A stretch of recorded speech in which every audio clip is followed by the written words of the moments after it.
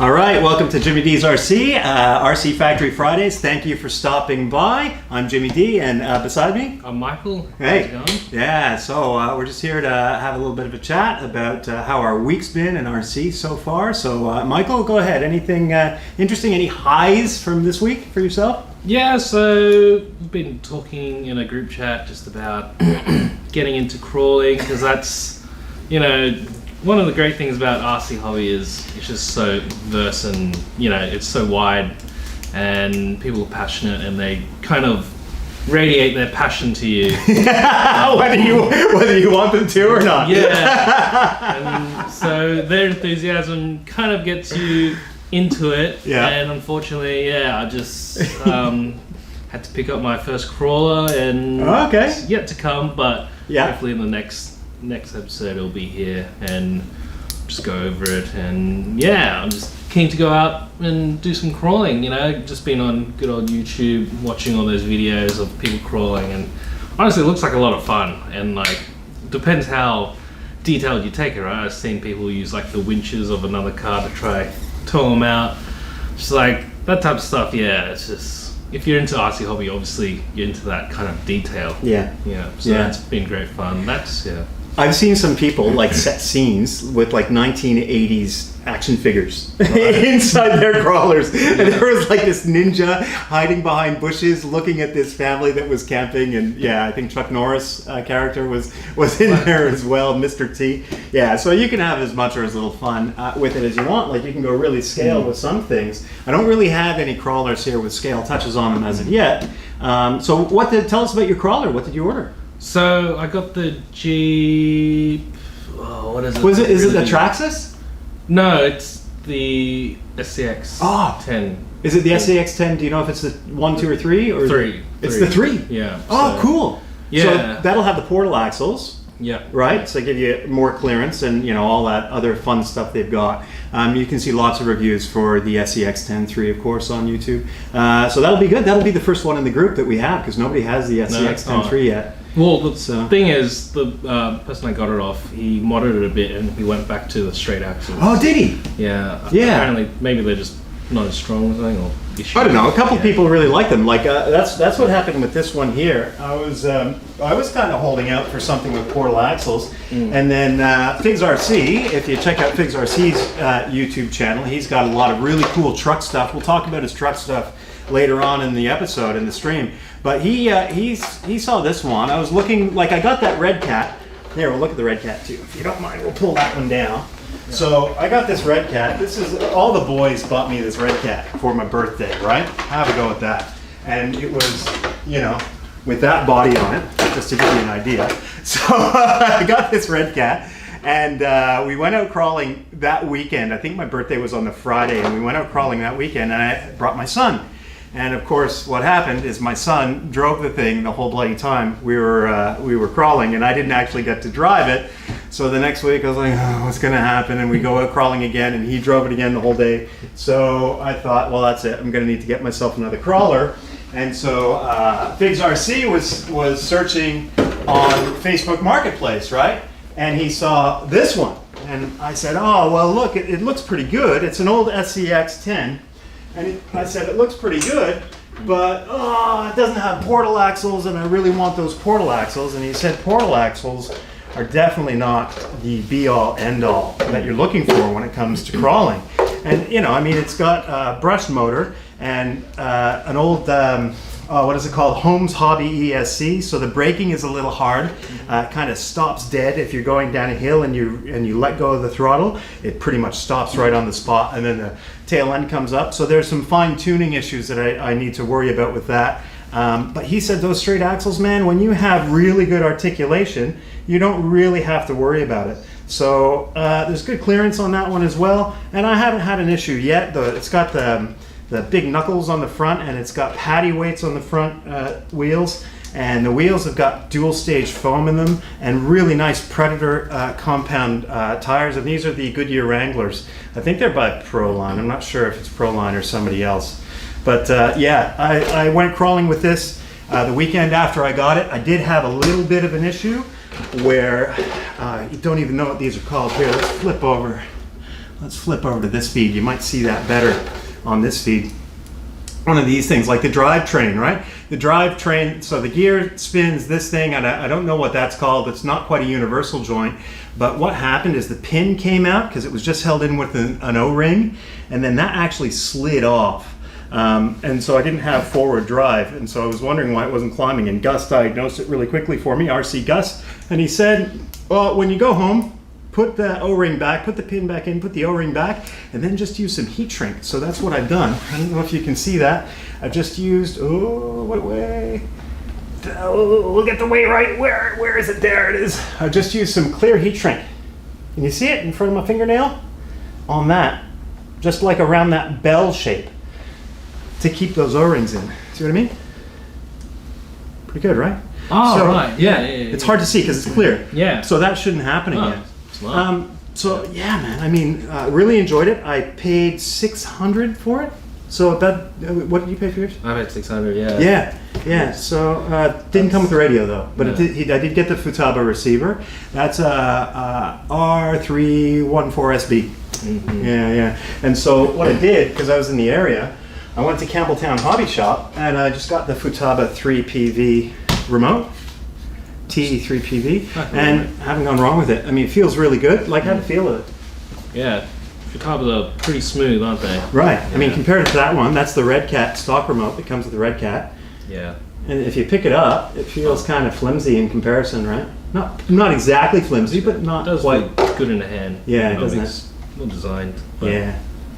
Yeah. Anyway, so, I mean, I didn't do much this week. My highs, I guess, I went out for a crawl with the Redcat, and I went out in the rain and the wet, and it was a very, very messy experience. Here, we'll go back to the front camera. Sorry about that. So it was a very messy and wet experience, and, it was fun. Yeah. But then I had to clean up my crawler. It took me a good hour to get that done. But the good thing about that Redcat is it's single stage foam, right? So you don't have the issue where if the water gets into the wheel or inside the tire where you have to pull the tire apart and dry it out. It's okay to just leave them, especially because I've got the plastic, I think, wheels on that one. I'm gonna have to double check to make sure. But so that's my high. I also found I was out at the field, the flying field, I think it was Tuesday. And it was another one of those days where it was, the weather we've been having lately, man. So it looked like it was going to be all right, but there was potential rain on the forecast. So we went anyway. And one of the old battlers out there, Dave Forster, he was flying one of his little spacewalkers, like 40 size. And he was flying it fine for about 5 minutes. And I recorded the flight, but at one point he was flying right overhead and I couldn't get the camera up, so I moved the camera and tilted it back and it stopped recording. Right. But I kept following it. I didn't realize it stopped recording. And so I missed it when something glitched, man, with his radio, or I don't know, maybe he had an old battery in there and it started just spinning. And it was a spin. They call it a spiral, but okay, time for an aerodynamics lesson. Here, let me put this aside, and let's talk about I hear these people, on these channels. Oh, it's the death spiral. No, it's not. No. No, it's not. Let's talk about the aerodynamics in detail. So, the difference between a spin and a spiral dive. And let's go back to the GoPro feed for this one. So hopefully you can see the sheet. Okay, so difference between a spin, I'm gonna have to turn this down, and a spiral. Okay, spin, you are stalled. Your wings are stalled, right? Which means if you have your airfoil, right, and you have your airflow going over the airfoil, when you're stalled, it doesn't go over smoothly. It goes over smoothly at first and then it starts tripping and becomes turbulent and generates less lift. So in a spin, you're stalled. In a spiral dive, you are still flying, which means the airflow over the wing is smooth. Yeah, this is a bit choppy, so I'll flip back over to this one. Sorry about that, guys. I don't know, I think it's a processing issue. There we go. So smooth airflow for a spiral dive. In a spin, you're stalled. In a spin, what's happening is one wing is generating less lift than the other because one has a higher angle of attack, right? So higher angle of attack will generate more lift until you hit the stalling angle, and then the higher the angle of attack, the less lift you get past the stalling angle. That's complicated. But essentially, the more you pull up, the worse it gets, if you can think of it that way, right? So one wing is stalled more than the other, it's going to drop. The wing that's stalled more does the drop. It will drop, which then will give it a yaw and a pitch down. Keeps dropping, yawing, pitching down, and then you get like a spiral, even though it's not a spiral effect in a spin. So it looks like a spring type of thing, like a slinky. I don't know if you can see that one that I just drawn. It looks like a slinky. That's your flight path. And it just stays stalled, doesn't accelerate, comes down at the same pace. Some airplanes will do it with a nose low attitude. Some airplanes will do it with a nose higher attitude. A chipmunk, for example, would go, oh, I have a model. Oh, teacher's favorite thing to demonstrate with. A chipmunk, for example, oh, we got chatters. We got some chatters over there we're gonna have to talk to. So a chipmunk will, here, we'll have to take that off, otherwise it's gonna fall as I do a spin. A chipmunk will do this. Like that. And then as it spins, it'll come like back around upside down, and then it'll go like this as it does its spin. It is bloody crazy, and then almost completely upright. It's the weirdest thing in the world, because other planes will just, you know what I mean? Yeah. Just do that, right? Yeah. What would be the solution? Let go of all controls and full throttle? Never full throttle. No full throttle? Never full throttle, because you can mess it up. Okay. You don't want, well, look, maybe okay, when I say never full throttle, that's wrong. You shouldn't ever say never, because every airplane has the potential to recover in a different way. Yeah. Right? There are a bunch of recovery techniques. One of them is, just let go of everything. And if you're fortunate enough to have one of those airplanes that can recover when you let go of everything, eventually you'll end up something like that, flying again. Yeah. Right? Now, that is not as fast of a recovery technique as holding everything in the middle, if your airplane can recover with everything held in the middle. So you would put the stick to the neutral position and push on both feet of both pedals at the same time. Of course, throttle would be idle in this case, and you just hold it. And eventually, you should end up like this as well. Always read your flight manual, because it's possible that the airplane will not recover like that. Yeah. For example, the chipmunk that I just spoke about, you have to, you identify the direction of spin first, you figure out what way you're going, whether you're inverted or whether you're in an upright spin. You close the throttle, you apply full opposite rudder to the direction of spin, you go stick to neutral and then forward of neutral, which is a very strange thing to do. It doesn't feel it. The stall or the spin accelerates, and then 2 or 3 spins later it comes out. You have to hold on and be brave, man, because I tell you, it's tempting to just, because panic zone. It's panic zone. Yeah, because something like that Citabria, all you have to do is sneeze and it'll pop out of its spin, right? So you, again, for that one, identify direction of spin, close the throttle, full opposite rudder to the direction of spin, and all you have to do is check the stick forward about that far, and then before you know it, you're out of the spin. Yeah, it comes out really, really quick. So that's a spin, right? Because you're stalled. Now a spiral dive is different. A spiral dive, you're still flying. Okay.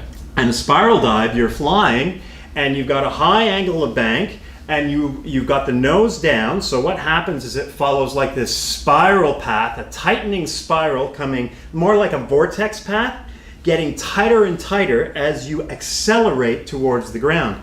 The spin, the speed is stable and it's low, right? Because it's got to be below the stall speed. The spiral dive, the speed is usually accelerating. Okay? And it looks like a funnel, right? So what you do with a spiral dive is you roll the wings level, close the throttle, because whenever you see green, which means the ground, green or brown, cut the throttle, because you don't want to accelerate into the ground, do you? You want to raise the nose to the horizon gently, because you don't want to overload the airframe if you're going super fast, close to the red line, the never exceed speed, right? Raise the nose gently through the horizon, power to climbing power, and climb away. So a spiral dive is a lot easier to break out of than a spin. So when they call it a death spiral, this was a bit of a tangent, wasn't it? Sorry. It's not really there's no it's not a death spiral that you usually see, which is that funnel that you see, if you can see it on the right. I know it's not that dark, but you want this one. That's a spin. That's the one where you have to close the throttle, unload the elevator, opposite rudder to recover quickly. In our models, usually it's a good idea to train with somebody who teaches you how to spin, right? Which is where you've got whatever, you chop the throttle, raise the nose, raise the nose, raise the nose, give it full rudder and aileron and elevator in one direction, and it'll spin in that direction. Maybe let it spin 3 times, sticks back to neutral, it'll break out, roll the wings level, climb away. Away you go. It's a good thing to practice because that keeps you from getting that, you're turning base, you're turning final, where a lot of people will really kick it around, really roll the angle of bank super high, pull back on the stick expecting it to go, but you reduce power because you're trying to come into land, you exceed that critical angle of attack, and suddenly you've got to stall, and then that's where it can spin in. And you'd be lucky to get 1 or 2 rotations out of it. You're so close to the ground, right? Yeah, guilty. I've done that. We've had that? You've had, the blue, yeah. So that's what we try to avoid. Anyway, long story short, there we go. So hopefully that was informative to a few of you. I see we got a few chats. Let's see what we got. We got Tim Thornton says, yeah, the boys. I'm sorry, Michael. Welcome to the dark side. I think he's talking about your SCX 10.3. And then Figs RC says, sorry I can't be there tonight, guys. The sound and the vid is working great. Awesome. Thanks for that, Figs. Go Mickey Z. Me and RC Gus are a bad influence. Again, these are our crawler makes. So they've got a crawler site. I'm sorry I don't have a screen for it. It's called North Shore Sliders. So if you guys are on Facebook, check out North Shore Sliders, and it's just a crawling group. And every now and again, they'll do a shout out, hey guys, we're going to go do a crawl this Sunday. They'll give you a site and give you a time to meet, and then we go and we crawl and have a good time. And then Fly Wellburn says, hey boys! Hey Fly Wellburn, thank you for the greeting, and thanks for watching the stream. Really appreciate it. So that whole thing, we were talking about Dave Spacewalker. Yeah. And that got us onto that whole tangent, didn't it? Well, so the Spacewalker, he reckons it was a radio issue, and I was watching him before and he was flying fine, and I saw it start to spin, and I thought, oh, here we go. Is this on purpose, or is he going to break out of this thing? Well, he didn't break out of it, did he? No. But he did say after it spun twice, something's wrong. It is lovely. Is he British? Is he? I think so. Oh, we should say our condolences to the Windsors. Yeah. So sorry to hear about the passing of the Queen. She's been the Queen my whole life. Since I was a little boy, I can remember going to kindergarten in 1980 in Montreal, and Queen Elizabeth's very handsome young woman picture was up across from the office in the school. Yeah, so what was it? You got any fond memory? You ever seen the Queen? I've never seen the Queen, never been to London, but still very impactful of my life, As a public figure, it's someone powerful you look up to, I think. Yeah. She was really a force for good, wasn't she? Yeah. Yeah, I mean, everything she said was always positive and always about doing the right thing. Yeah. And somebody you can admire, I would say. Yeah, and I was just thinking the other day, like, how can someone be so powerful that I've never met them, they've never met me, but yet it's been a pretty hard day. Yeah. Yeah, amazing, yeah. What an influence, yeah. So, yeah, definitely. I agree with you there, man. And I think it's a global loss to lose her, and hopefully, what do they say? The Queen is dead. Long live the King. Now, King Charles, and he's no spring chicken. What is he? 74 years old, I think. Yeah. Yeah. I still remember talks about like skipping a generation. So, but I don't we'll know. See what happens. Sounds complicated. Yeah, it does. It does. Look, it's none of my business. I just hope that the benevolent work continues on behalf of those people, and I think that they tend to have their head screwed on right on their shoulders, but time will tell, I guess. With all rich and powerful people, time will tell. All right. So highs, lows, so Dave had the spin. Oh, something's wrong, and it goes into the bush. Crunch. and I thought I was recording, and then I looked at the camera on display. No. Oh, I didn't get it, but I followed it all the way down into the bush, and he said, "Oh, did you get it?" And just then it started to pour. Oh God! So I had to get the camera, put it under cover, and all that, and then I went out into the bush, and Dave was looking off over here, and then he was looking off over there, and the bush is so thick. You'll see there's a short on Jimmy D's RC on the YouTube channel. It's like a 35-second short where I find the airplane and I show you the bush around. It's very thick in the area. But yeah, I found it probably within about 10 minutes of look. It's starting to look, so that's pretty good, right? Didn't look too damaged, did it? It didn't. So there was skin damage down the port side of the fuse, and then the starboard wingtip was just cracked and, pardon me, damaged, and so he had a bit of covering to fix and a bit of balsa work to do. Right. Yeah, so it's not too bad. Fixable. I'm sure I'll see it on the field. Is the field pretty mushy, soft? Or? Yeah, it's still soft and boggy, and yeah, I don't know how we're going to go on Sunday. We want to do a OMP hobby. So Knife Edge RC, you see I've got the Super Decathlon up there. That's an OMP Super Decathlon. Super popular. Super popular Super Decathlon. We want to do that at WRCS on Sunday. Figs RC is going to bring out with Knife Edge RC products. He's going to bring out the OMP Hobby 540 Edge. That's going to be the carbon Kevlar reinforced one.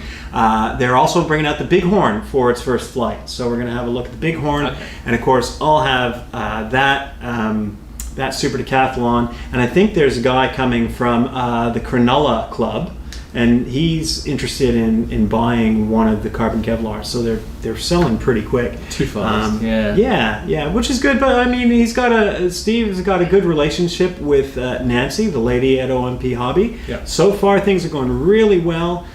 He's already put in his next order with more of the same that have already been selling well.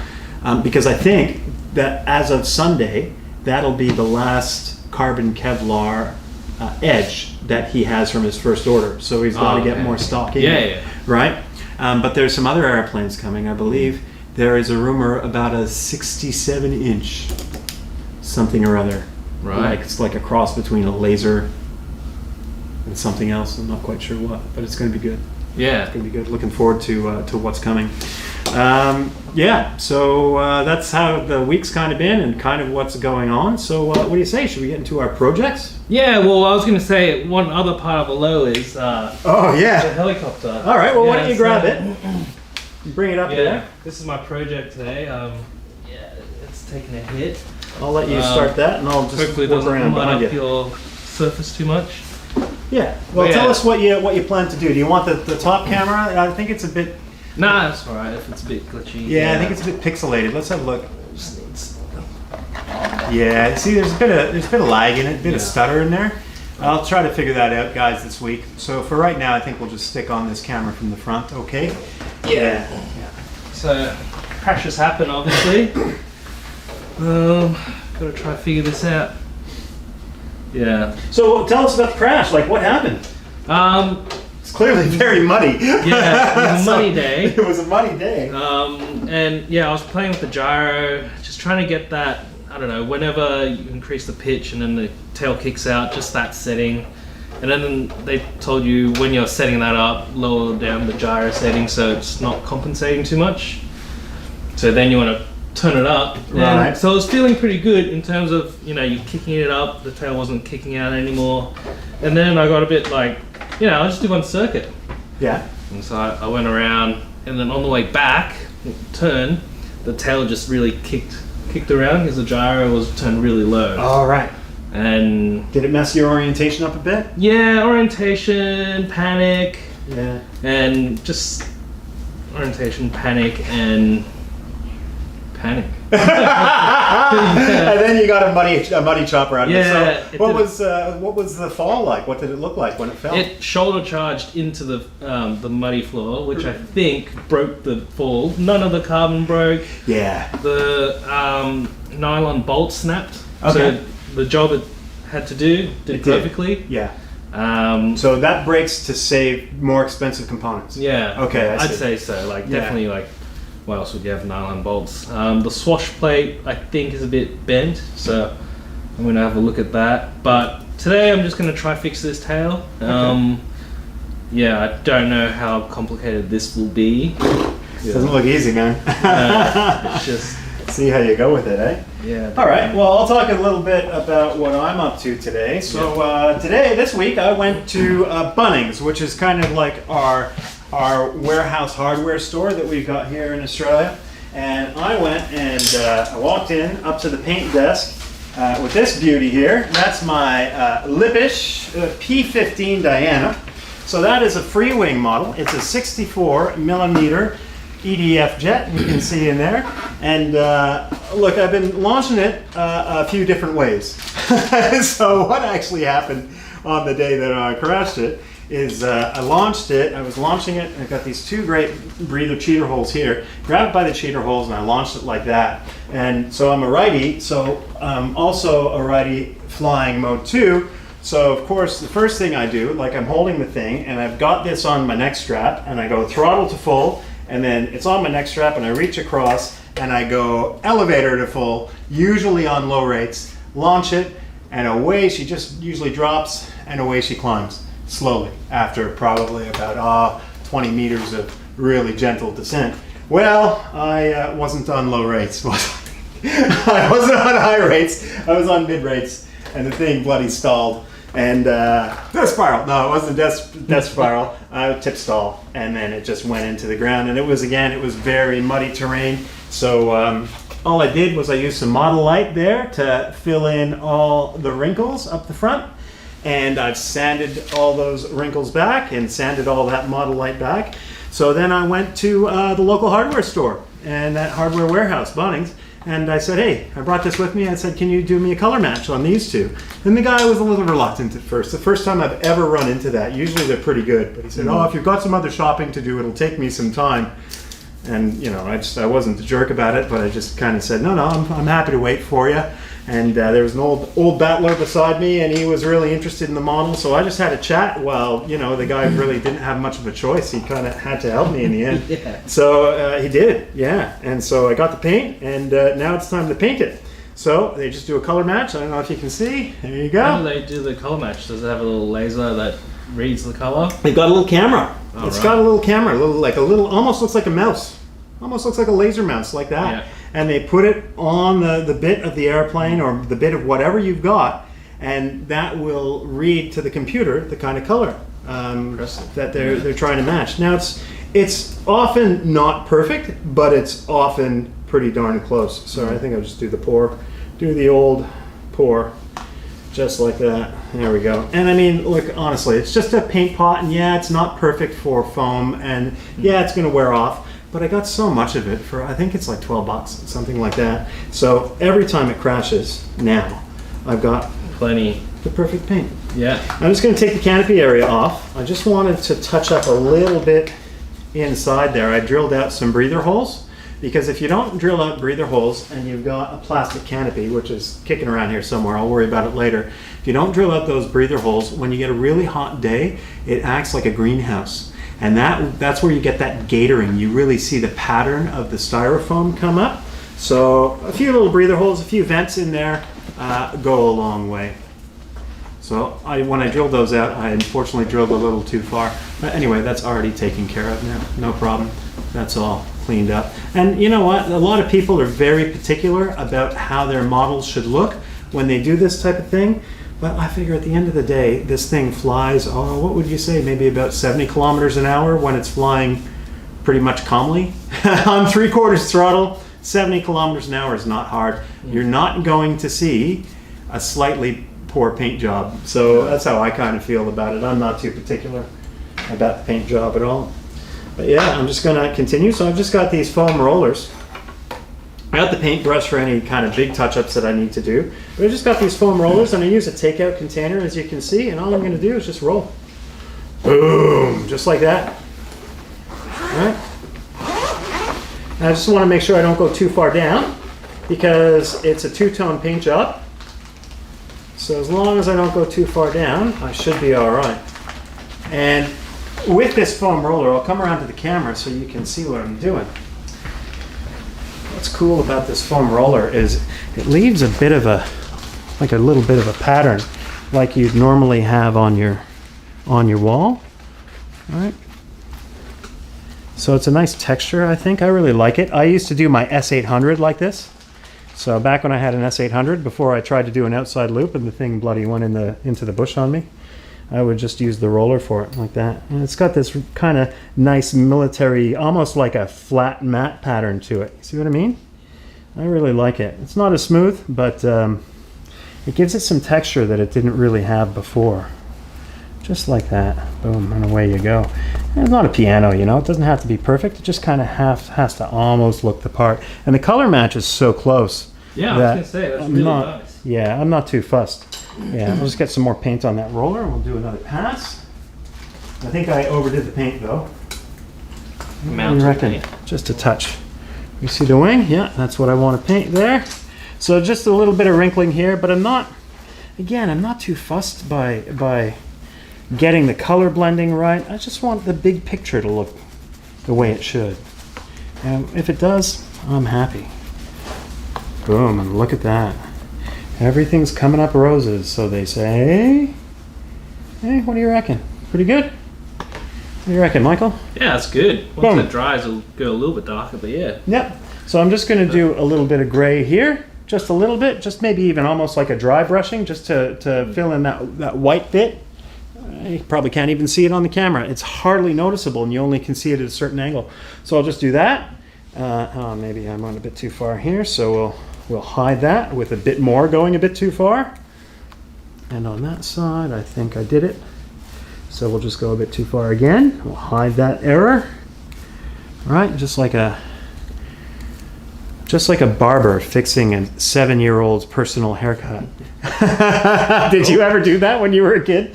No. No, you were a good boy, huh? Stay away from the scissors. Okay. Oh, me, my brothers, my cousins, everybody that I know. You'll cut each other's hair? No, cut their own, man. They started cutting their own at some point. At one point, I think I went to school with no eyebrows. Wow. I don't remember, though. I think I blocked it out. So. My parents were the good old, to save money, would just shave all his hair off. Oh, that's the way to do it? Yeah. I mean, that's what I do nowadays. Yeah. Yeah, look at you now. You're a handsome devil. Look at all that luscious, thick stuff. Yeah, there's a bit of it up there. Yeah. Grows a bit too fast, I'd say. Oh, do you reckon? Yeah. Yeah. So this is the Bob Ross fan brush. If you don't know who Bob Ross is, do yourself a favor and look up Bob Ross. He'll make you happy when he paints his happy little trees, because every happy little tree needs a happy little friend. And go Bob Ross. Just the sound alone of this, I think, is therapeutic. Are you familiar with Bob Ross? Yeah, I am. And Yeah, the most interesting thing is, wasn't he a drill sergeant beforehand? I know he was in the military. I don't know if he was a drill sergeant. He said he spent a lot of time in Alaska, and I think that was at his military posting. Was he a drill sergeant? Anybody in the chat know? I've been told he was. Yeah? I could be wrong. Well, you could be right. Yeah. I just didn't hear it, that's all. I could see it happening too, because those guys, I think that at a certain point they've had enough. Yeah. So I'm never going to yell again. Quiet for the rest of my life. Yeah, that's it, exactly. Yeah, I'm just going to lighten this up a bit on the other side too. Maybe I'm adding a bit too much weight, but come on. Right? It's a 64 mil EDF. I fly this on a 4S. I've upgraded the ESC in here because this usually comes PNP, plug and play, and I got mine from AliExpress. I find the prices on AliExpress are better than Banggood. Sorry, Banggood. You want to get my custom, you're going to have to reduce your prices a little bit to compete with those guys on AliExpress. Anyway, so I tend to avoid Banggood and buy most of my stuff off AliExpress. I would have got this for about just over 175 Australian dollars plus shipping. And shipping was super cheap because it's a really small aeroplane. It's not very big at all. And I enjoy every second that it's flying. I don't necessarily enjoy all the seconds when it's crashing, but the flying is a heck of a lot of fun. And ever since buying this, I haven't even looked. I was considering, because I got this to replace the Reptile, right? The Reptile that I lost. Because with the Reptile, I was trying to do an outside loop, and the battery compartment came open, and the battery went flying out of it, because I guess I was just putting that much G-force on it. And then, I lost the airplane and I lost the radio, the receiver and everything that went with it. So I figured, why bother? Don't get another S800. Why don't you get this Lipish for a little bit more money? And don't forget, it already comes with the 64mm EDF. So I really enjoyed that. And it came, I think, stock with a 30 amp ESC. So I kicked that up to a 50. All right. Yeah, so I got a 50 amp ESC in there, and I've had to jam it in. And I've done a rudder mod on the thing. But honestly, you don't need it. You don't need the rudder mod at all. It doesn't make a heck of a difference. So if you're thinking of doing the rudder mod, I'd say it's not really worth the trouble, because I had to run the servo line for the rudder mod above the EDF unit and then into the main compartment. It wasn't really worth it. It took me about an hour to do, and wasn't worth it in the end. So there we go. I've got that painted. It looks very bright right now, but as that dries up, that's going to go darker, and we'll see. We'll check back with that, or I'll take a photo, or I'll show you next week. We'll see how we go. Gus gave you a comment. What did young Gus say? Haha, not a bad paint job for an interior decorator, Jay. Thanks, bro. Thanks, man. I appreciate it. I think he's making a comment about the new workshop, the new digs. Yeah, it's a great place. Thanks, man. Great place to be. I'm enjoying it. Yeah. So that's got to dry. This has got to dry. Once that happens, I might put a little pilot in there. I might just do a cardboard cutout of some Red Baron or something like that. Maybe somebody with one of those old pickle house helmets, the one with the spike on the top from World War I. I don't know, because this is a fictional airplane, right? It was a P-15 Diana, the Lipish. It kind of looks like the 163, the Comet, but that's the rocket airplane from World War II, from the Luftwaffe. This was just designed, so they never actually recovered one of these. It built one. They just got designs, and it was a jet from World War II that I guess they never made a prototype, to my knowledge. But the design's awesome, I gotta say, and it flies so good. It's so much fun. When I kick it up to high rates, the roll rate is blisteringly mind-numbing. It just goes so quick, I lose track of it. It's not quite a blur, but it's almost there. A lot of fun, nice and quick, easy to land once you get it down into ground effect. Anyway, so there is that. There's my project. So now what I'm going to do is start showing off a few of the models that I've got, a few of the RC things that we've got. So I was very lucky to acquire something special. Mike, fill in, dog paddle for me. Okay, well, what I'm trying to do right now is fix these nylon bolts, which have done a good job at snapping at the crash. It's probably saved a lot of carbon fiber for me. I don't know, I'm just trying to do them up. All right, we've got something coming. I might need a bit of room. That was quick? Yep. Whoa, watch those undercarriages. Sorry, man. Whoa, look at that one. Don't knock over the beers. It's not a beer, it's a soda. Yes, cream soda. It's a soft drink. Yeah. Oh, look at that, eh? Oh, the Gunfighter. Hey, Gus, what brand of model is this? I don't know what it is. I have no idea. He just said, oh, I've got this opportunity to buy an E-Flight Beast. And he did. And he said, I need some cash. You want to buy my Mustang? I said, I don't know if that Mustang's really for me. Because I've been holding out for this, I think, Detroit Miss. You can get it on AliExpress from China, but they want like $800 shipping, and the plane is $600. So I've been waiting and hanging out and thinking, oh, I might get that one. But honestly, the deal was too good to pass up for what he charged me for it. So what are we looking at? 160. So it's a 1600 mil wingspan. So that's comparable to the Flightline Spitfire and the Flightline P-38. I believe the Flightline Corsair also, they do a 1600 mil. I've moved the beer. Yes, I did. Good show. And wow, look at that big 4-blader prop. Nice, beautiful custom spinner on it. You've got these plastic exhaust ports on down each side, and they're really nice. I mean, they're a lot better even than the ones that I've got on the Top Flight 1/5 scale gold edition. Huge 55 DLE in that one, but it doesn't have these nice scale details like this one has. It looks really, really good. Beautiful scale cockpit. You know, well, it's not. I wouldn't say scale cockpit, but I mean, look at the control panel. Can you see the control panel, or is there too much glare from the lights? I think there's too much glare. Hard to see. But yeah, like all the instruments are there. The stick is there on the decal. Beautiful. Pilot. Oh, well, I don't know about the mustache on the pilot. I kind of. Whoa! We crashed it. Oh no! That's why we like foamies, because they're not so bad. I kind of don't like that. That mustache is more like a 1970s Air Force mustache, isn't it? That's not really what you would have seen in World War II, but that's okay. Look, it's just one small detail. Really nice custom decal gunfighter with the gunfighter down the side. And this is, of course, a modern airplane. I mean, if you look at Oshkosh 2022, this thing was an Oshkosh 2022, the real one. So, a beautiful plane. Flies on 4S, like I said, so maybe a little underpowered for what you get, so I don't know how well it would go vertical. But honestly, with a big 4-blader prop, if you're not spinning a 2-blader on it, I think we're going to be okay. I've got a couple of packs, 4S packs, that I was going to fly it on and give it my maiden probably on Sunday if the weather's nice. The only thing to worry about is those retracts. Yeah, I've upgraded those retracts so that they're now sprung. There's a suspension on them. They came with that suspension, kind of like the E-Flight ones. And I thought, oh, a bit of suspension probably can't steer you wrong. But they are a bit weak, I think. So I might want to wait until the field is a bit drier before I go ahead and give that a flight. Yeah, it needs a mow and dries out. Doesn't it? It's got to firm up right now. The issue is not that it's wet so much as that it's soft, right? Yeah. But, yeah, it'll be good soon. I hope so. Let me get around behind you, man. Dog pedal.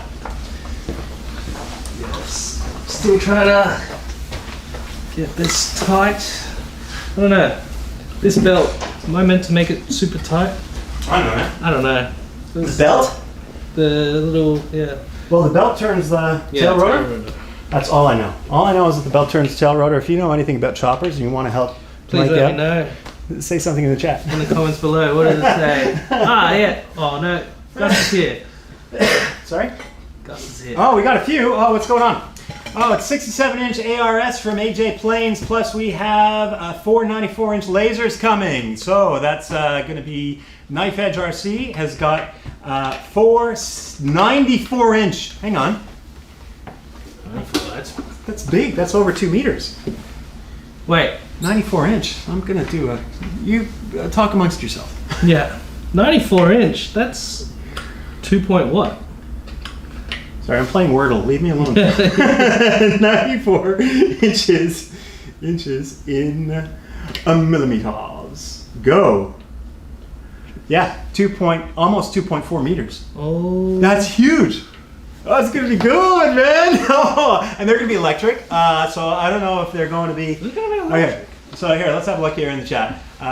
So not a paint job for an interior decorator, Jay. We heard that one. Do I spy an RC race truck in the background? Sorry, I couldn't make it, guys. Got to get the drag cars ready for tomorrow. We're going to be talking about that in a second. Hang on. Have a fun night. Oh, so I guess he's left us. And Figs RC says it's a 67-inch ARS from AJ Planes. Plus we have 4 94-inch lasers coming to Jimmy. So that's before when I was talking about OMP and what's coming in the next order. That's what he's talking about. And RC Gus is now talking about the Gunfighter P51, and he says it's a Star Max branded P51. I'll go research it after I fly the thing if I don't crash it. I think that's probably... You'll do good. You're a good flyer, Jay. That's probably the way to go. If it crashes, it's just because of the will of the gods. Yeah. Okay, so let's go on to the next section, because I noticed RC Gus just in the chat, he said, oh, I'm preparing for my RC drag event tomorrow. Now, if you guys have not seen an RC drag car before, I never have. Or I hadn't until I met those jokers. And they introduced me to these things. Have a go at that monster. Look at that thing. That's wide. Yeah, so that's Figs RC. Here, we'll go to the top camera, and hopefully here we'll get the paper out of the way so you can appreciate it. Figs RC was kind enough to lend me this for the night. Hey, have a go at that thing. Look how big it is. RC drag cars. So tomorrow there's a no prep drag event for the Western Sydney drag racers, and Gus is going to go do it, and you can actually win some money. if you get into the finals and you do really well. So there's like qualifying, and then there's heats, and they've got these little lights and everything, and away they go. I was really hoping to go down the next time he went, but I've got family commitments, unfortunately, so I can't go. But in any event, that's what an RC drag car looks like on the outside. What do you say we open this bad boy up and see what she looks like on the inside? What do they mean by no prep? Is that the glue that you put on the tire? That might be. I saw some suckers putting some tires in plastic bags with compound last time I was at some sucker's house. I'm not going to name any names in case some suckers get disqualified by me saying that. There we go. So that's it. Wow. Now you've got your receiver inside. Not that she steers very much, as I understand it. So what's he got in here? It looks like a JR. Does that say JR on it? No, it's a blue one. It's Hobby King. Hobby King. Who are they? They've left the Australian shores, unfortunately. They've had to. And it just says scale car LED light system. Oh, it's just for the LEDs. Oh, that's cool. Oh, yeah, this is theirs. So, yeah, it's a light system distributor. There we go. You see, that's what's going on in there. That's all that is. I should have looked at the wires before. But there we go. They're really nicely painted. Figs does amazing paint jobs on his RC cars and trucks. He's got some really nice scale jobs that are beautiful. So just a pleasure to behold and look at. Oh, look at that big snorkel and big breather tube on the front, eh? Let's get some air in. Yeah, it's just amazing how, in detail, every segment of the RC world gets. Apparently, like Gus said, it's all about how much throttle control you have, and you have to stay on your line, because if you go off your line too far, deviate one way or another, you're disqualified. And at different stages of the acceleration, you want different amounts of throttle. And apparently there are guys who do it all on the radio. Right? So it's all programmed in the radio, so all they have to do is, squeeze and point. Which kind of, to me, that kind of takes away from the skill and the art that should be involved. I mean, you look at Formula One cars, right? There's no ABS braking system in those. Yeah. Those things it's the driving skill, the skill of the driver that matters. Anyway, this is what this one looks like inside. So it feels like it's like a plastic nylon tray. It's got some skid plates by the feel of it. He's got a 1, 2, 3, 4 patty weights up the front, and he's got this wheelie bar, and I guess that's because the drive delivers so much torque that you'd have a wheelie effect happening. So that's probably what the weights are for, as well as the wheelie bar, to keep you from doing that. I also noticed he's put, I might steal this from Figs. Is he watching? He might be watching. So I better not steal it off him. I noticed he's got one of these, looks like a beef tube for the rear axle of one of the crawlers. Right. Yeah, that's just to strengthen it up. That's all right. I've got some on order. They're coming, so don't worry, Figs. I'm not going to steal it off you. And he's got these narrow little wheels up the front and big fat tires up the back, and they're slicks up the back, and they've just got some grooves up the front. Pretty cool, though. A little bit of suspension, but not a heck of a lot. I mean, it's not like a crawler, is it? And it doesn't seem like it's got a lot of lateral suspension. It seems just like it's mostly front and back. So cool car, man. And I cannot wait to go check out one of these drag events and see what it looks like. Not much flex compared to the crawlers, no. Yeah. I saw Gus's car. He's got even narrower wheels on the front now. So, and apparently the bodies can flex as well. So you have to strengthen up the bodies. And when the tires spin, just like on a real drag car, if you've ever been to a drag event, you'll see the tires will start out at a certain width, and as they accelerate, they get taller and narrower, right? They go shh, from the centrifugal force of the wheel throws all that energy to the outside of the wheel. Conservation of momentum. Look at those. Apparently the batteries are like over 100 C, or was it 80, 85 C or something like that. So you can discharge them at 85 times the milliamp hours. Does that make sense? Yeah. So you get like 4 runs, and then your battery's out of charge for like, I don't know how big what the capacity is. So I don't know as much about it yet, but I'm sure these guys are going to get me into it. Jay first. Yeah, all right, Jay first. Leave me out of this. Yeah. We gotta get a few more subscribers first. No, keep me out of the drag cars. Hey, click that like button if you're watching the stream, guys. We got to spread the word, please. Now, that's what's going on tomorrow.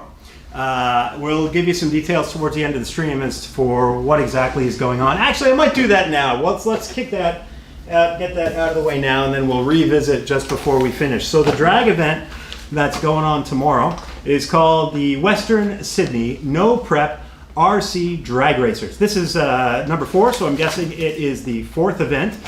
You can find their Facebook group. It's called, believe it or not, Western Sydney No Prep RC Drag Racing. So that's tomorrow, Saturday, 10th of September, and it starts at 10 a.m. Finals will start at 3 p.m. and the finals usually go until it is dark. And this is at the Kingsway Playing Fields in St. Mary's. So if you want to check out these RC drag cars, that's where you want to go. All right. Now, so that's what's going on tomorrow. There's another event happening tomorrow, but before we go there, let's talk about the trucks, if that's okay. So this is going to be next weekend. This is going to be at the Clarendon Classic Machinery Truck and Hobby Show. Little Big Rig Sydney is going to have a bunch of their club members out showing off their 1/14th scale trucks. Now, this is not typical of one of the type of trucks you're going to see at that event. This just gives you an idea of scale. This is a racing truck, from what I understand. Again, I'm still quite new to this aspect of the hobby. So if you know better than I do, just bear with me. Figs RC loaned me this to give us an idea of scale. But what's going on next weekend is Little Big Rigs. So we're talking like big transport haulers drop down to 1/14th scale, and these are Tamiya models, so you know they're really well done. Tamiya's been in the game since we were kids, right? Yeah. Since the 1980s, and they've just done some awesome stuff, and they continue to do awesome stuff. Apparently there's going to be RC excavators running the whole day as well, so you can have excavators and dump trucks, and I'm guessing bulldozers and backhoes and all that fun stuff. Really good show. Looking forward to checking that one out, and let's have a look at the promotional information for that one. So this is the Sydney Antique Machinery Club Incorporated presents the Clarendon Classic. This is going to be held on Saturday and Sunday, 17th and 18th September, starting at 8 a.m. both days, finishing at 4 p.m. on the Saturday and 3 p.m. on the Sunday at the Hawkesbury Showground on Racecourse Road in Clarendon. So we're going to be there. Yep. I can't show up too early. I'm probably going to be there from about 1 or 2 in the Avo on Saturday. And if I don't get much in the way of footage, because I want to go film and check these cool trucks out. Yeah. If you check out Figs RC, so Figz RC on YouTube, he's got a lot of good video of these Little Big Rigs, and so you get an idea of what you're looking at. Also check out Little Big Rig Sydney on Facebook. So go up in, not now, later after the stream, go up into your Facebook page and search for Little Big Rig Sydney, and you'll see exactly what we're talking about. Okay, so do you want to quickly talk about, or not quickly necessarily, do you want to talk about the... Yep, so there's the Sydney RC Drift event. So they've got a Facebook page called the Sydney RC Drifters. That's, tomorrow, Saturday, 10th of September 2022. So that starts at 9 a.m. and that's on the 20-16 Bernera Road, Prestons. Yeah. Bernera Road and Prestons, yeah. So I met the guy last week. Pardon me. Last week might have been a fortnight ago. We were out for a crawl. Right. Yeah, so if you go to North Shore Sliders, the crawling page on Facebook, you'll see our last crawl that we did, big group crawl. And one of the guys that was out there, he said, "Oh, I do the drift cars as well. Have you seen the drift cars?" No, I have no idea. So apparently they put these like slick tires on the back of these RC drift cars, and they have drift competitions all day long. So it should be good fun. It's in a warehouse from what I understand, and I really wanted to go, but family commitments, like I said, so I can't do it, unfortunately. I was really looking forward to checking that out. So hopefully I'll get to go to the next one. I missed that one, RC drifting is probably something I would get into, because as a kid, I was into those Japanese JDM cars. Yes. And who can afford it? But Right, so yeah. like it's just like you can make your own little model version and do a scaled version of the real thing that they do. So It got really popular for a while there. It seems Yeah. to have fallen out of popularity or fallen out of fashion lately. But I can even remember playing in GTA 3? Didn't you have like a drift event that you had to do? yeah, well, the whole drift as a thing. Yeah, Yeah. it's pretty popular. Yeah. I think because it's just I'm not an expert in drifting, but it's just not all about speed. It's all about like your flow and all that. That's right. It's different. Like different. one drift and around a corner into the next drift type of how thing? you connect them and all that. Once again, I'm not a judge, so I have no idea. But Yeah. it's interesting. It's just different. I think so. Yeah. I mean, there's a reason why these events are still going on. They're popular enough, and gosh, it costs a lot less to do it with an RC car than it does with a bloody full size thing. Yeah. Right. Okay, so let's have a look at what's going on in October at WRCS. That's the club that Michael and I both fly at. Yeah, So take it away, Michael. Yeah, so WRCS, Warringah Radio Control Society. So there's a weekend sports scale for their 60th birthday anniversary fun fly. So I'm sure you can find some information on their website, www.wrcs.org.au, or just Google WRCS and you'll find it. That website's pretty interesting. It's got a live camera from, 7 a.m. till 6 p.m. Something like that? Yeah, it's very handy, see if it's raining there or not, how many people, if it's crowded or not. So it's on the Saturday and Sunday of 29th and 30th of October. I'm sure there's going to be like sausage sizzle kind of thing. Yep, so if you just have a look. Yep. Yeah, so it's a cash barbecue from 10:30 till 2 p.m. Yeah, that's right. And soft drinks as well available, cold drinks available. Yeah. Okay. So it starts at 9 a.m. both days. We suspect. Look, I said there's no actual information as to when we start. Usually what we do is we rock up on a Saturday and people will be there as early as 7, right? Setting up and getting ready. We're not supposed to fly before 8. And people don't fly before 8 on Sun. So I mean, you can show up whenever you want, I guess, whenever the gates open. But if you want to see the action, I'd say from 9 o'clock is probably the best time. That's when we're probably going to get well and truly into it.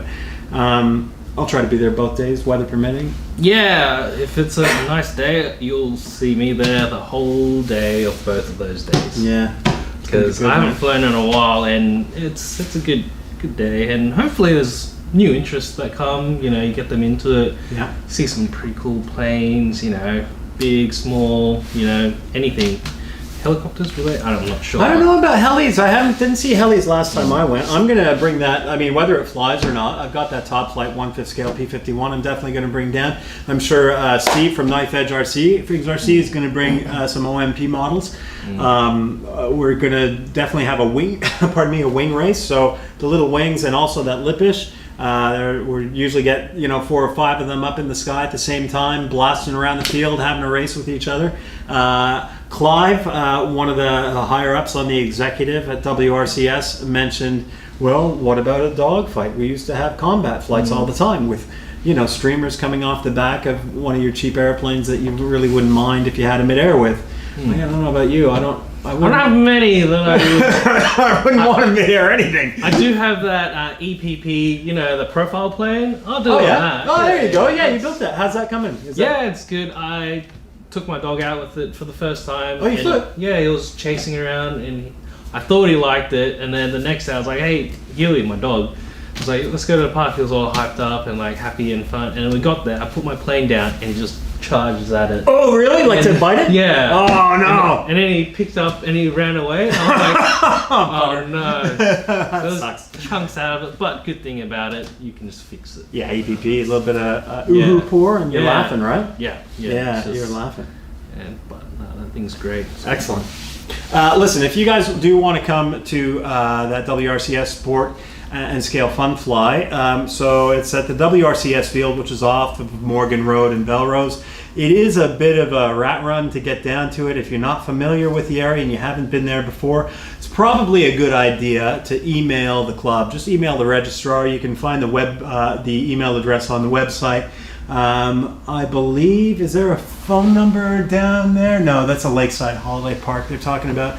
But get in touch with a member if you do want to come out and you're not familiar with the field, and we'll be happy to show you where it is and meet you at the gate or whatever. Just give you some more one-on-one directions. Probably a map is a good idea. Yeah, or just comment, and I'm sure we'll respond to your comment about whereabouts it is. Yeah.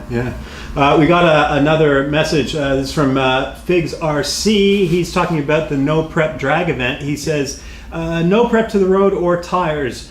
Pardon me. But in RC, a little different, as they have to prep tires for traction now for the higher speeds. So I think he's talking about full size versus RC there, from what I understand. No prep to the road or tires, but in RC a little different. Okay. So that's what's going on there. Now I did want to talk one last thing. I wanted to do one more show off type of thing, and that was with the Redcat. So if you remember last week's absolutely horrible stream, I had some problems with the audio, and I had some problems with video in last week's stream. But one of the things that I wanted to work on was the Redcat. So this Redcat is now a bit more modified.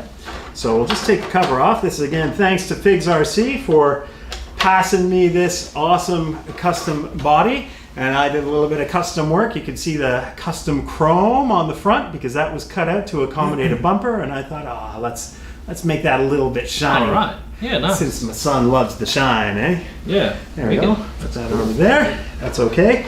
And so, what I did, well, my son and I did some custom work on it. We put this absolutely massive high jack on the thing, and that just sits on the slider. I just used some hot glue to hold that on.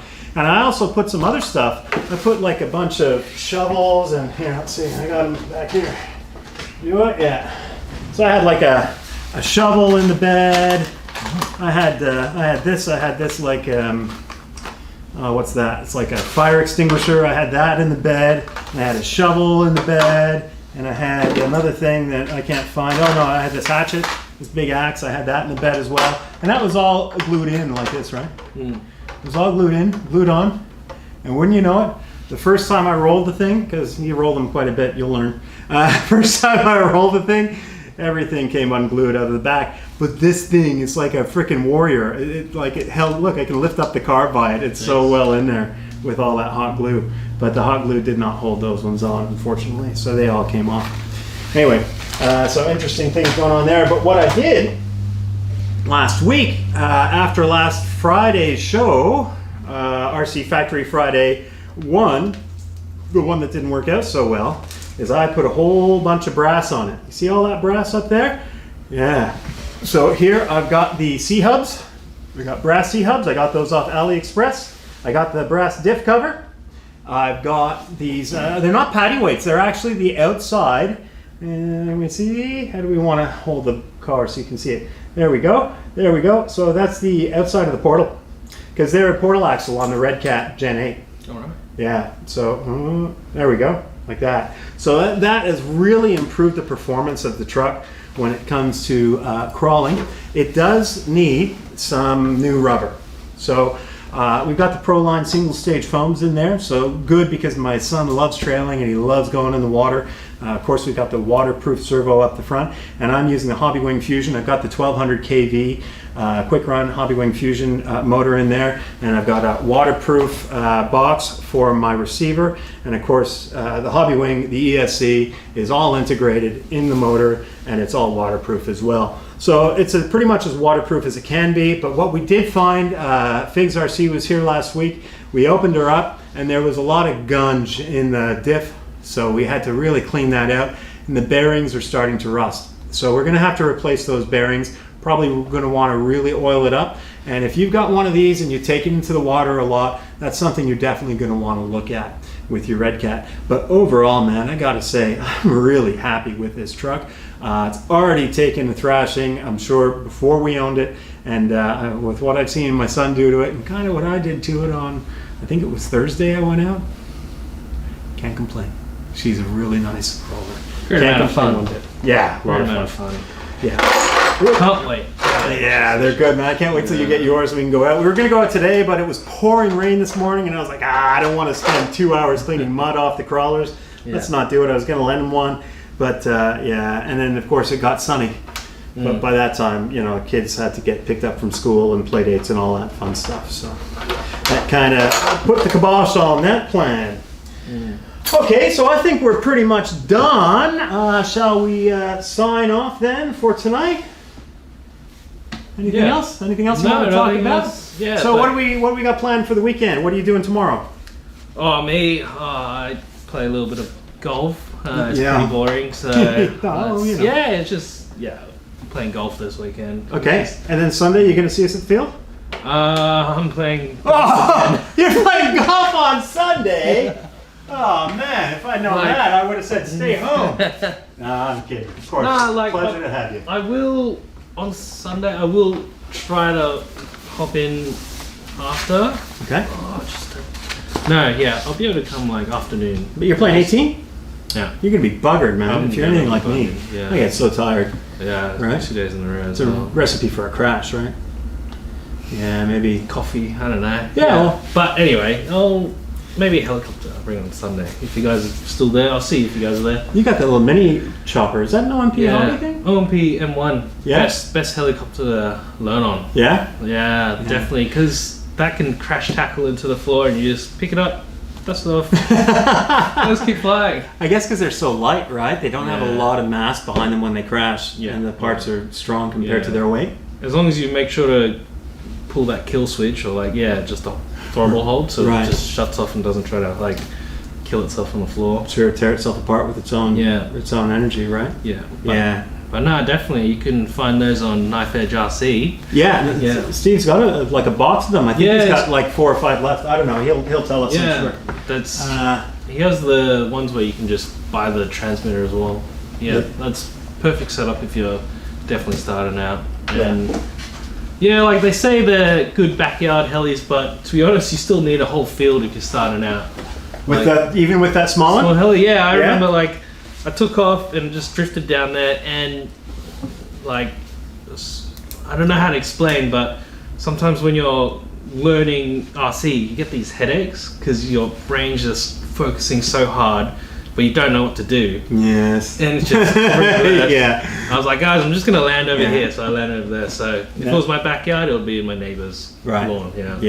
So not really a backyard thing. You recommend a big field? Once you're comfortable, easily backyard. But when you're starting out, definitely a big field. I got a few more messages from Figs RC here. He's talking back about the RC drag cars. He says it's a low center of gravity LCG Traxxas chassis, entry level chassis, but will run 2.5 seconds over 40 meter pass.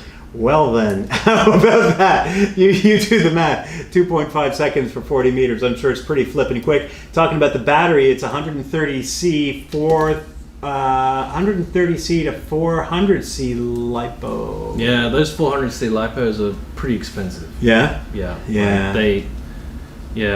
I remember Gus telling us about it. Yeah, it's just... Yeah. It's just crazy town. Yeah, I was talking about it last time we were at... It was here, wasn't it? Last week? Anyway, doesn't matter where it was. Tim Thornton says P-51 Star Max, again referring to that gunfighter. Thanks for that, guys. I'll look it up, and if I don't crash it next time I fly it, I'll look it up and we'll learn some more about that. Have a look at how the paint job has turned out. Still not quite dry, but we're getting there, and it definitely has the effect we're looking for. If I wanted to get really particular, I could thin out the gray and airbrush it over. You could easily do that if you really wanted it to be a really good looking paint job. But look, at the end of the day, I'm happy with how it's turned out, and I think I'm just going to stick with that, and hopefully that'll be up in the air on Sunday. So yeah, Sunday, excuse me, that's what I'm doing. I'm going to be indisposed tomorrow, unfortunately, with family stuff all day and into the evening. But Sunday, we're definitely going to have a day at the field. Hopefully it's not raining. I haven't had a look at the forecast. I guess I could do that, couldn't I? Let's have a look at the old forecast here and see what we're supposed to get over the next couple of days. So BOM weather, BOM stands for Bureau of Meteorology. So tomorrow they're showing showers, possible shower, high of 21 degrees. So that's not horrible. Partly cloudy and medium chance of showers. Light winds becoming westerly, 15 to 20 kph in the middle of the day. So that's standard for the field. Okay to fly in. A little gusty for some airplanes. I wouldn't want to take the Tiger Moth up in 20 kilometers an hour gusting. It's not so friendly. Then becoming light in late afternoon. But it only says medium chance of showers. It doesn't say when, and it doesn't say, how heavy exactly. Yeah. And then Sunday, the 11th, is going to be about the same, 10 degrees in the morning, 21 degree maximum, and they say sunny all day. So excellent. No rain.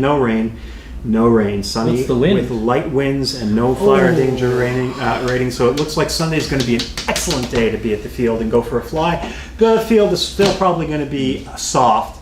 There's going to be a drier section up the top. So definitely a day to bring out something like that OMP Hobby Super Decathlon. Definitely that type of day. I wouldn't really want to bring out anything with retracts. So what I might do is bring out that OMP Hobby Super Decathlon, the Addiction, and probably, well, if it's light winds, I could bring the Tiger Moth. Yeah, I think that's what I'm going to do. I'll bring the Tiger Moth, the Super Decathlon, because the Super Decathlon can do the 3D stuff. Not quite as good as the Addiction, but still awesome. And for the scale flying, I'm going to bring the Tiger Moth, really slow, excellent, and I'm going to bring that Lipish P15 because the paint will be dry and we'll be ready to see her scream. I just got to put a pilot in there tomorrow, and then I got to put the canopy glue on, Tim. We'll see how that one goes for Sunday. Now, before we disappear, regarding OMP Hobby products in Australia. If you want to obtain any OMP Hobby products in Australia, please contact Steve at knifeedgercproducts@gmail.com, or you can go onto his Facebook site right here. You see it. I've got a screenshot of it. Knife Edge RC. Send him an email, send him a message, or even leave a post on the page if you're able to, and Steve will tell you what he's got in stock, what he can do for you. He has just arranged shipping. Something went to Canberra. I think it was one of the 60-inch Edge 540s. Would have been the carbon Kevlar. Went from Sydney to Canberra. It cost $50 to ship. The driver picked it up in the Avo, and it was in the customer's hands the next day. Wow. So great rates for shipping, first off, and mighty quick as well. Yeah. Knife Edge RC products. I cannot recommend Steve enough. He's an excellent guy, and he deserves to be successful, and that's why I'm giving him all the support that I can. I talk about him all the time. I was his first customer. I'm a bit proud of that with that Super Decathlon, and it's certainly not the last plane I'll buy from him. I'll buy a few more from him. No question. So anything to say before we sign off? Not really. Just please come to WRCS if you're in the area. Yeah. Not too sure, how many people in Sydney will see this, but it'll be good day out, 2 days out actually, and it's great fun. Yeah. You're talking about the Fun Fly? Yes. Yeah, the 29th and Fun 30th Fly, of October, is it? Or 28th and 29th? Yeah, hopefully if 30th. you're like a beginner flying, they'll have, those buddy boxes, which will give you a good taste of flying. Yeah.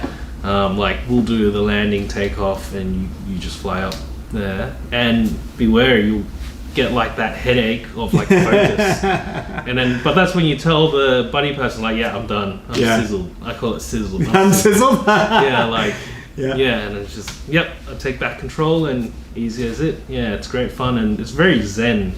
It is. Hobby. Yeah, it's it's just the best way to defrag your week of work kind of thing, I mean, when you're worried about flying an airplane, and I found this with the Real Deal as well, you don't worry about other stuff. No, nothing like any worries that you've got from the week, like financial worries, or maybe things aren't going so great at home, or maybe you've gotten into it with somebody at work or something like that. That all disappears. The whole time you've got that airplane in the air, all you're doing is you're just focusing on that airplane and nothing else. All your problems are left back out of the way when you're on that field. They're not on the field at all. Yeah. So when you say zen, I appreciate that. And I agree with you for sure.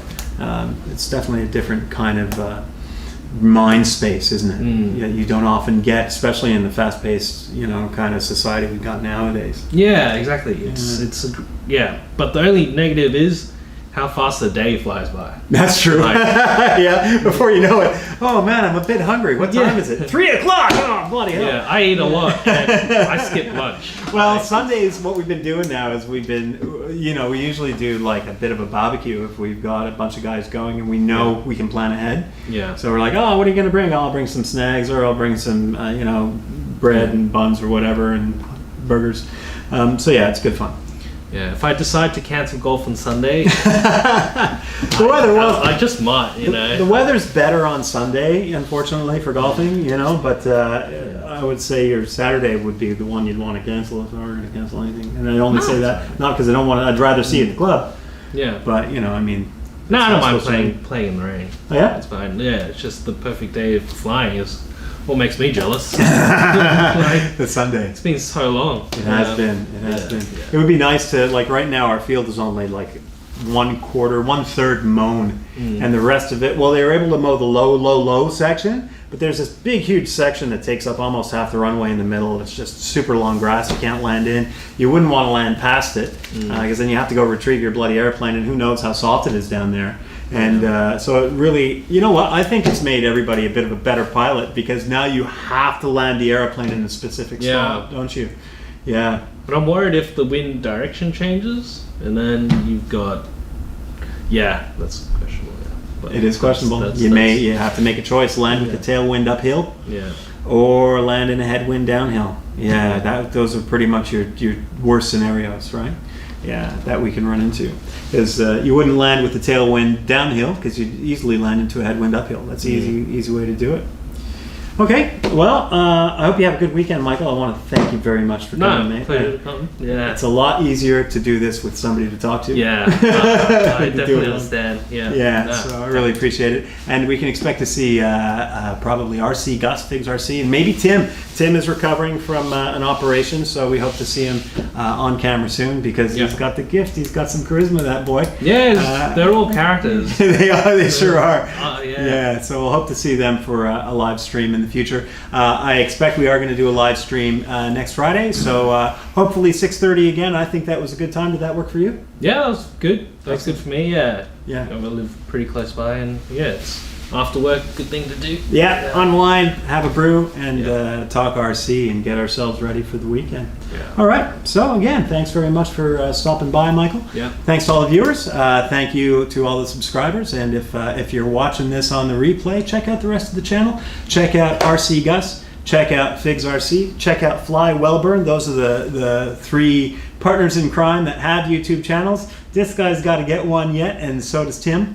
So hopefully those guys, I don't know. I don't know if they want to do that type of thing or not. If they do, great. If they don't, that's no worries because I love flying with these guys anyway. Just a few last minute chat messages we're just going to read out before we sign off for the night.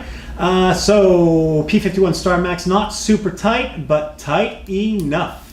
I guess Tim's talking about that belt I was talking about before. Okay. Yeah. Yeah, okay. And then Makastaka says, sorry I'm not in the factory with you guys, but loving the format tonight. Going really well. Thanks, Maka. It's good. I haven't seen you for a few weeks down the field, so I'm looking forward. If you're free Sunday, man, I would love to catch up. Maybe we'll do a barbecue. Hey, bring out some eggs. Hey, bring out some eggs and some snags and maybe some bacon and some buns and barbecue it up on Sunday because it's going to be a big day. It's going to be a nice day, so it'd be great to see you. If you have plans, bring Fee along. She's a smoker. Michael, you should tighten the belt enough so you can just move it with your finger without being too tight, says Tim Thornton. Okay. So he knows a bit more about helis than I think both of us. Okay. So I got to get into those helis, man. You gotta. It's something else. Yeah, it's something else. It sure is. But then I got the drone thing to worry about too, and the crawlers, and now drag cars and drift cars, and oh gosh, I tried to win the 40 million, but it didn't work. No. Hey, that's what do they call that? Voluntary poor person's tax. Yeah. Too political. All right, so that's it from us. Thanks again for stopping by. I really appreciate you stopping by the warehouse. We hope that next time you're up in the air or on the ground that you guys have a great time with your RC stuff. Yeah, definitely. Keep trying new tricks and, having fun. Have fun. Excellent. All the best to you guys. Thanks for stopping by, and we'll catch you next time.